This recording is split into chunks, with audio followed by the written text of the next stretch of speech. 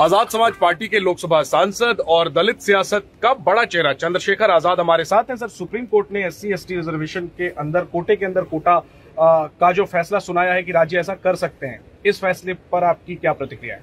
देखिए, जैसे अभी आपने कहा कि दलित राजनीति का बड़ा चेहरा, तो मैंने MP बनने के बाद भी अपना स्टेटस नहीं बदल पाया ना, तो रहा तो फिर भी दलित ना। मैं यही आपको समझाने की कोशिश कर रहा हूँ कि सुप्रीम कोर्ट के कितने उस फैसले में कितने जजेस थे, 7 जजेस में से कितने SC/ST के थे, ये देखना पड़ेगा।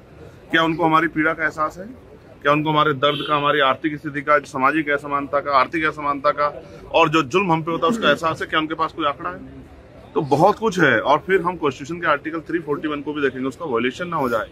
हमें ये भी देखना पड़ेगा कि जब मैंने पहले भी कहा था, जब इकोनॉमिक वीकर सेक्शन पे ऑर्डर आया था तो उसमें SC/ST कितने लोग थे? क्या SC/ST के लोगों से बेहतर SC/ST के बारे में कोई सोच सकता है?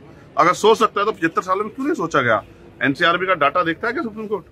क्या जितने फैसले लिए गए उनकी मॉनिटरिंग करता है क्या? सरकारों की मंशा नहीं जानते हम लोग कि सरकार किस तरह से, जब सरकारें बदलती, हमने उत्तर प्रदेश को देखा, जिस जाति से जुड़े हुए लोग पॉलिटिक्स में नहीं होते थे उनके लोगों को पूछता नहीं था। और फिर मैंने ये भी देखा कि उनके अधिकारियों को क्या सहना पड़ता था। जब BSP की सरकार गई तो समाजवादी सरकार में क्या हुआ, और समाजवादी सरकार गई तो यादव समाज के लोग के साथ क्या हुआ, जाटव समाज के लोग के साथ क्या हुआ, सब देखना पड़ेगा।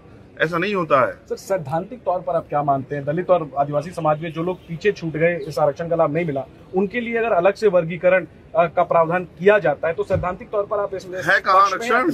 है आरक्षण कहीं? निजीकरण इतना कर दिया गया, सुप्रीम कोर्ट ने कभी स्टैंड लिया?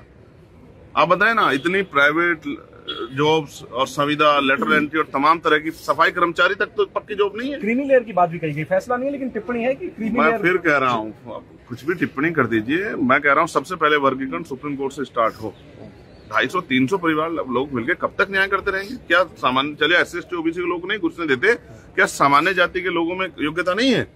आपने EWS में जो धोखा किया, क्या सबने नहीं देखा कि आपने कहा कि गरीबों को कहाँ मिला EWS का लाभ? आप कोटे 8 लाख की जब सीमा आप तय करते हैं तो जो 2-4 लाख रुपए कमाने वाला जो वो है जनरल कास्ट का व्यक्ति है, तो वो तो उसको तो कोई अवसर नहीं मिलेगा जब 8 लाख तक के लोग चल जाएंगे। कोटे के अंदर कोटा होना चाहिए, नहीं होना चाहिए SC/ST? मैं कह रहा हूँ संख्या तो गणना कर लो, 15% रहेगी क्या? तब से अब तक चली आ रही 15 ही रह गई क्या आप तब 20-25 पहुंच गई हो?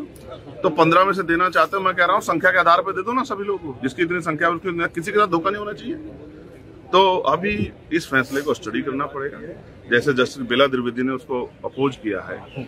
और ये सबसे महत्वपूर्ण मेरे लिए है कि कौन से वकील खड़े थे, उनमें कितने SC/ST के थे, जो जज थे उनमें कितने SC/ST के थे, क्या वो हमारे दर्द